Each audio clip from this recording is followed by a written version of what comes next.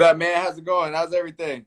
Pretty good, pretty good. Thanks for taking the time today. I really appreciate it. Oh, of course, man. Of course. Yeah, so you're making your UFC debut on a couple days' notice. How does it feel like? How does it feel to take everything in?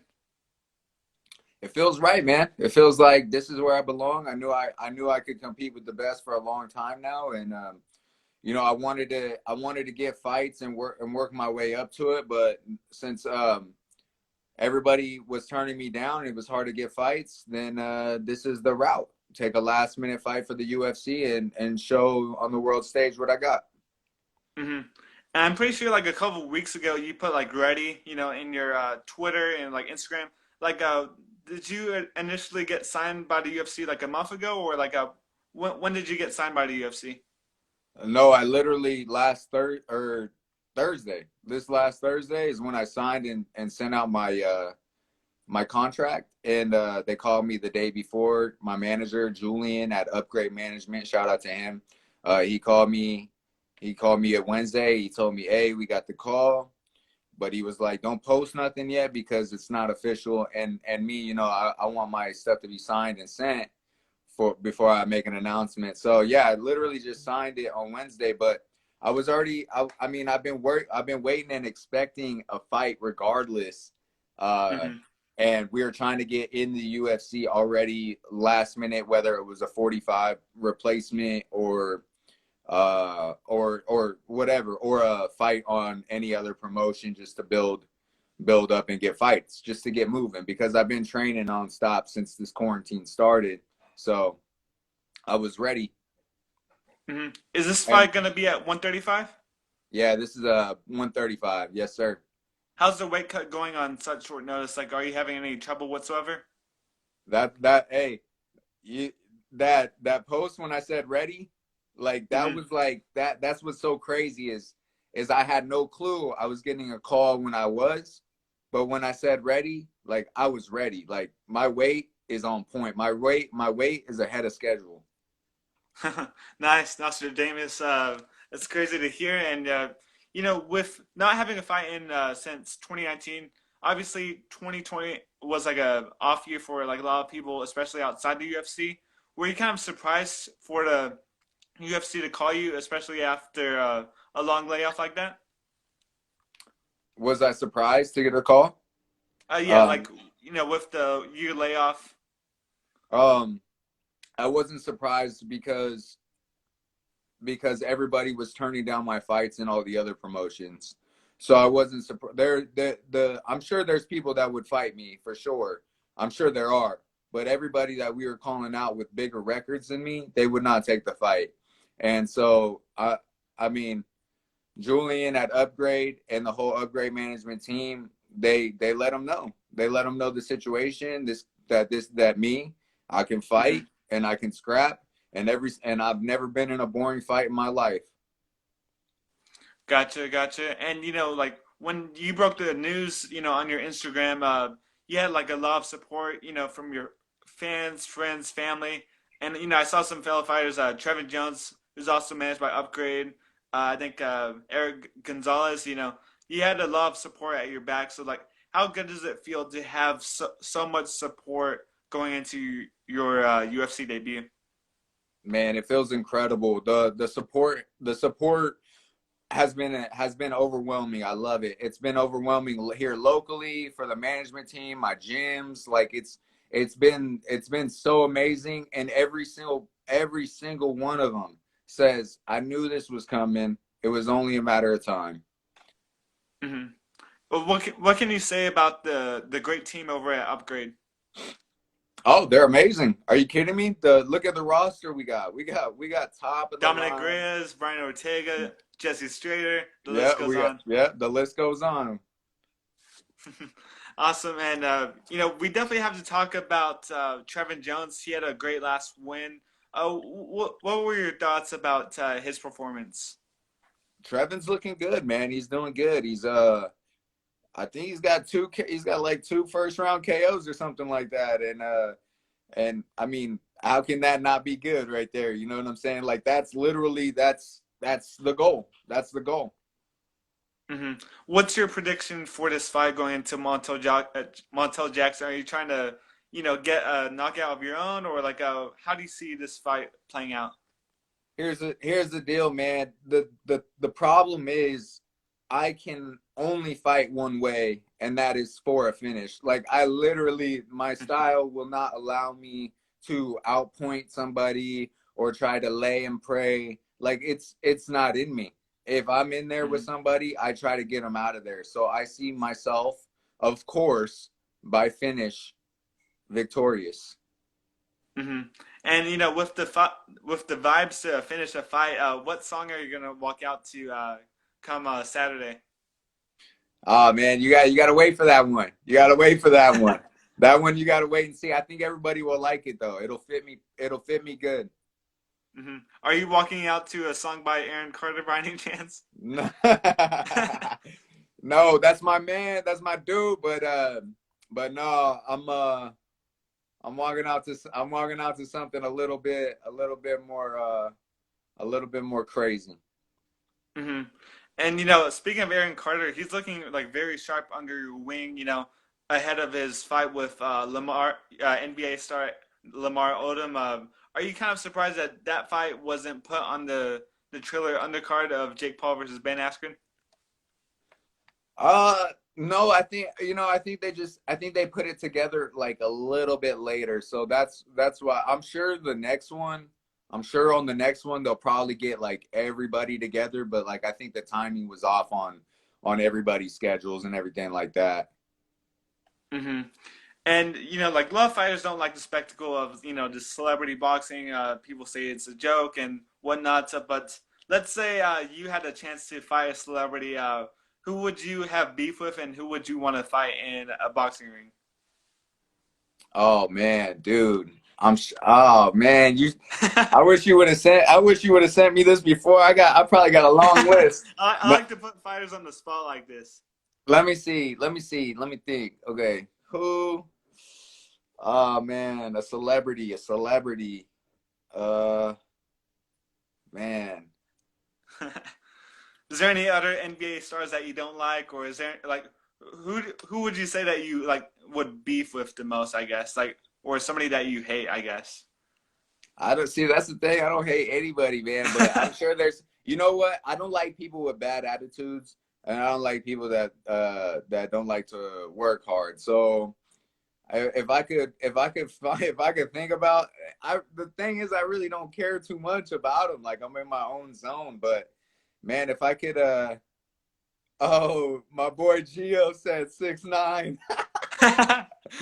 Oh man, yeah, hey, maybe him, maybe 6'9". Yeah, but I don't got no beef with nobody, so I'm in my own zone. Hmm.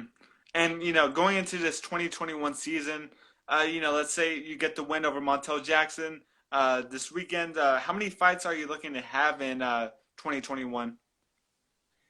Well, okay, let's see. We're gonna be towards the end of March, so I mean, if I could get at least two or three more, dude, that would be amazing. Honestly, like I'm not looking to take a fight and take a vacation. I'm looking to take a fight and continue staying busy because I'm hungry to get better every day, and that's just it. Like time is ticking. I'm trying to make a mark, and I want to fight as often as possible. Hmm. And you're in the Shark Tank of a division. At 135, a lot of people refer to lightweight and welterweight as the best division in the UFC. But with bantamweight, it's cooking up to be a pretty good one. Do you think bantamweight might be the most stacked division in UFC? I think, quite honestly, I think 35s. I mean, look how deep 35s are. Look at the top 10. Look Hmm. like 35s is obviously a highly competitive. I think 35s, 45s, and probably 55s are probably the deepest competition wise, and it makes sense. I mean, um, more athletes are going to be smaller in the fight game, whereas like when you got heavyweights and light heavyweights who are tall and big, Hmm. they're playing football, baseball, football, baseball, basketball. Whereas MMA, man, this is the little guys. This is the little guy sport. This is where we got we're the most athletic. We're the most well-rounded. We move like ninjas. I mean, we got speed. We can knock people out. Like, I mean, no offense to anybody. Like, seriously, no offense. But like genuinely, look at the action in a 35, 45 pound fight compared to the action in a heavyweight pound fight. You know what I'm saying? Mm-hmm. And you went into different sports, football, basketball. If you had to do any other sport professionally outside of combat sports, which one do you think you would excel at? Man, you're gonna laugh. You're gonna laugh. I'm 5'8", man. You're gonna laugh, but I'll be on the court, man. Balling, hooping. No, yeah, Nice. for sure. I love basketball, man. I'm such a basketball fan. And you know what? Funny enough, dude, Michael Jordan is like that's like my all-time, that's like my all-time dude I look up to competitive wise. He had that competitive edge. It didn't matter how he was feeling. He wasn't going to let you beat him. Mm-hmm. What other athletes from different sports like Michael Jordan inspire you to do great things in mixed martial arts? Man, Muhammad Ali. Muhammad Ali's a big one.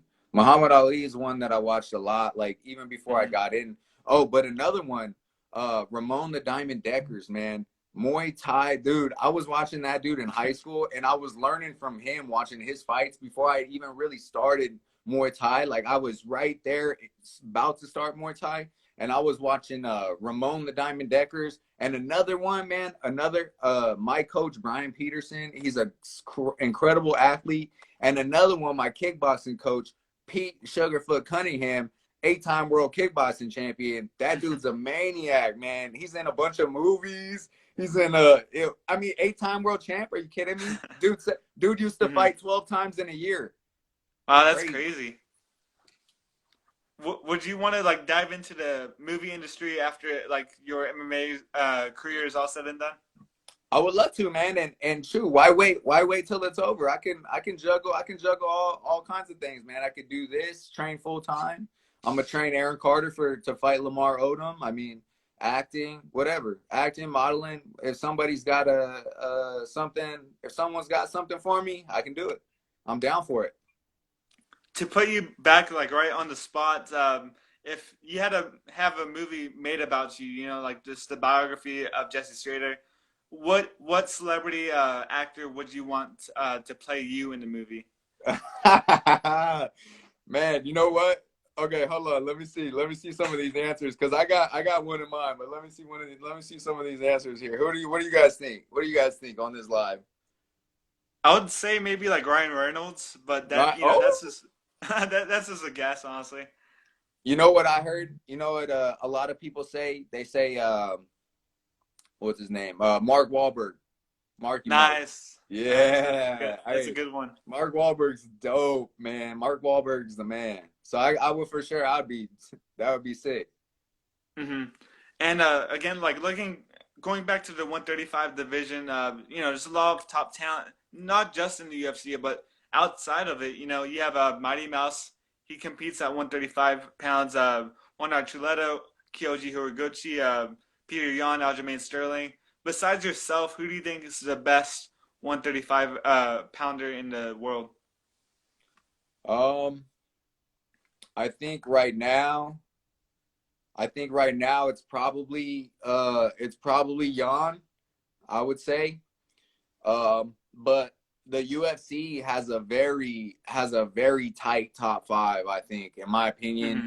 They have a very tight top five. And then yeah, the other guys that you mentioned are they have of course they're up there. Of course they're up Hmm. there. So not taking anything away from any of them. They're all great, but I think right now, I think Jan is just kind of proving himself, even though he made a dumb mistake, but it happens.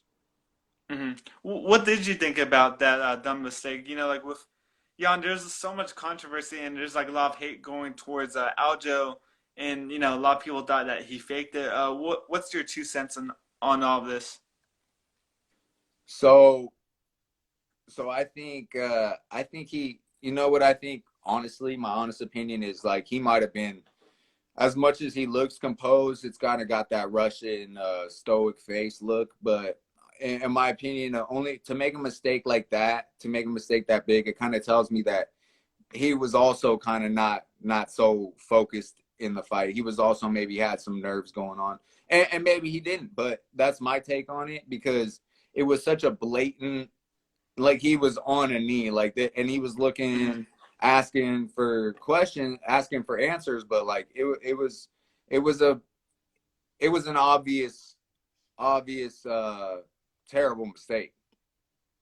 Mhm. And And then and then Aljo, I mean, my opinion, when somebody takes a knee straight to the head like that, like a clean, straight, free knee, mhm. you can't ask the fighter, you can't go in there and ask the fighter, do you want to continue? Because like of course that's a bad spot, dude. So you're either gonna have him continue with a concussion, and that's gonna be easier to knock you out, Yeah. or you got all this backlash for not continuing. So it's like you just got to go in there and be like, no, no, nah, that's illegal. That's a DQ. We'll run this back later. We'll do it again later. But for now, no contest. Nobody wins the belt because you can't win the belt on a DQ either. That should also, well, Well, like well, it's gonna make it like so unless you're down on the controversial. scorecards. If you're down on the Mhm. scorecards and you do a DQ, then you should lose. You should lose. But if you're up on the scorecards and you do a DQ, then it should go it should probably just go no contest, DQ, and then run it back. Mhm. And making your UFC debut, you have yet to step inside the octagon, but going after there's so much controversies even this weekend. With the eye pokes, then the another illegal knee. What are some changes that you would like to see to the UFC rules, like maybe new gloves, or like maybe we could go back to the Pride days? Like, what are some changes that you'd like to see in the UFC in the future? Yeah, man, the eye pokes are getting out of hand. I have never in sparring, in practice, in a fight ever poked somebody's eye. The fact that people are poking eyes, like, yeah, I'm sure you didn't maybe you didn't mean to, but the way you're throwing things, the way your technique, the way you have your fingers out like that towards their face, that's got to change, man. I think the punishment has to be like it has to be harder. It has to be it has to be you. If you poke an eye, that's a hard you lose a point, and then whether it's an accident or not, man, because like that's people's eyes, dude. You only have two eyes. Like that's Hmm. it. You literally only have two. So like poking eyes, that's got to be big. That's got to if you do it twice, it's got to be over. You can't ask, especially Muhammad's eye was like bleeding, dude. That was Yeah. Oh disgusting. man, it was so That was bad. disgusting. And you can't have that, man. You're gonna ruin a guy. You're gonna ruin a man's career, and that's not right. You got to fix your techniques. Either straighten your hands out or close your fists. Fix it. Don't put your hand. Don't stiff arm somebody's face. Like it's not hard. Yeah. In your six professional fights, have you like endured any illegal knees, like anything illegal in your six fights? I've taken a couple low blows. I've had people stick their fingers in my gloves to try to keep from getting hit. I've had people, people do stuff. People do stuff, but I mean at the end of the day, at the end of the day, they're in a fight and it feels and it's as real as it gets. And Hmm. sometimes you're just trying to survive. So I could see why they do it, but it still doesn't make it right. It still doesn't make it right. You know what I mean? Like I haven't taken any illegal knees in my amateur career. I had a dude headbutt me and he cut me, but Hmm. we beat him, so it didn't matter. Hmm. And looking at your record, your one loss comes to Marcelo Rojo, who made his UFC debut last night. He had a really great fight against Charles Jourdain. What did you think about that fight? And do you think he should have? You think he was kind of like robbed of the bonus, if you will? Yeah, Rojo. A lot of people think like, a lot of people think that like, oh, they say Marcelo Rojo, and I'm like, oh, don't say his name. Like I hate the guy or something because I lost to him, right? If you Hmm. watch that fight, you'll see how competitive that Oh, fight yeah, was. it's such a war too, back and forth. If you see that fight, I didn't know we were at 7,000 feet altitude. That Hmm. was a rookie mistake that I'll never make again in my life. But aside from that, Marcelo, he fought a weight class up. So you got to give it to him there. The guy obviously had a little more pop, but that, I mean, that's to be expected. He was there hanging, and I think that they had the most back and forth active fight until that later half of the third round. So I think for sure they deserve the bonus fight of the night. Hmm. And I believe you've fought most of your fights in Combate and Combate Americas, in Central America.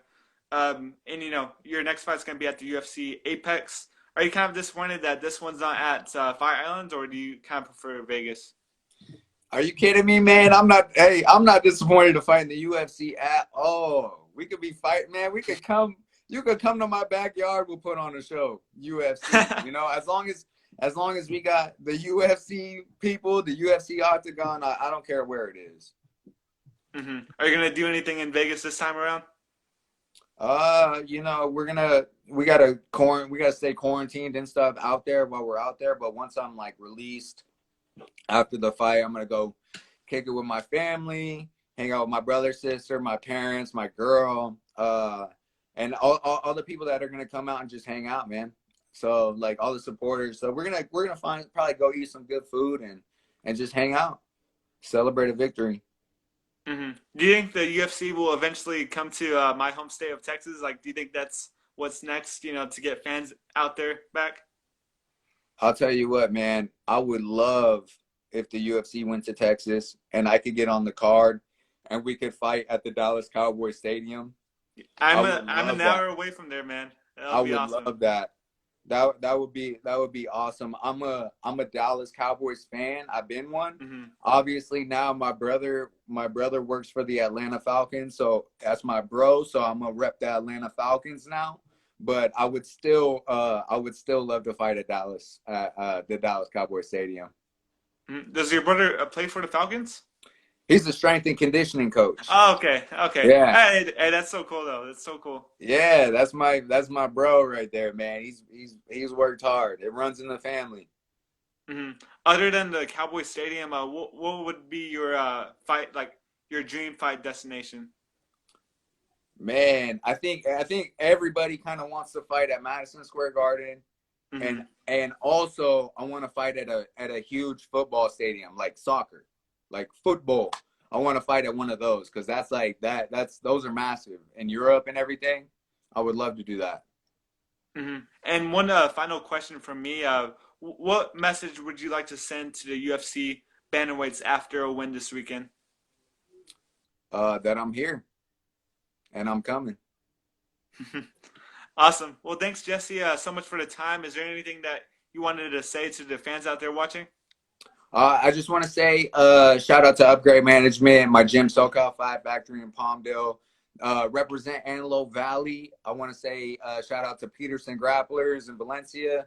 I want to say shout out to Sugarfoot Kickboxing, my boy, my coach, my sensei, Pete Cunningham, and just shout out to all my sponsors and all my supporters. Everybody, man, I appreciate all the support and everything that's coming in my way. Like seriously, I cannot thank you guys enough. And Mhm. that's pretty much it. Awesome, man. Best of luck to you on Saturday night. I hope to tune in to see you get a finish come this Saturday. Thank you, man. I appreciate you. Mhm. Have a good night. You too.